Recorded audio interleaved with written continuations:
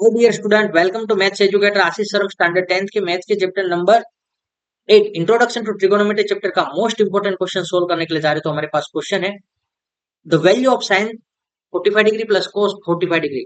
इस क्वेश्चन का solution start करें उससे पहले यदि अभी तक आप लोगों ने हमारे चैनल को सब्सक्राइब नहीं किया तो चैनल को सब्सक्राइब कर लीजिए, वीडियो को लाइक कीजिए और मैक्सिमम फ्रेंड के साथ शेयर करना भूलना नहीं।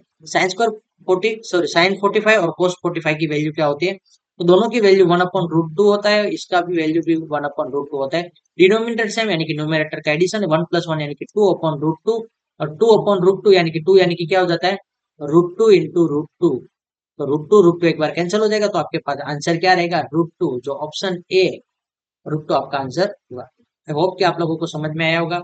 दोनों का डिनोमिनेटर सेम है तो डिनोमिनेटर एज इट इज रहेगा और न्यूमरेटर का एडिशन 1 + 1 2 होता है। 2 यानी कि क्या होता है √2 इंटू √2, एक बार नीचे के √2 के साथ कैंसिल हो जाएगा, 2 पर √2 आंसर बचेगा। Thank you student watching for my videos, have a nice day.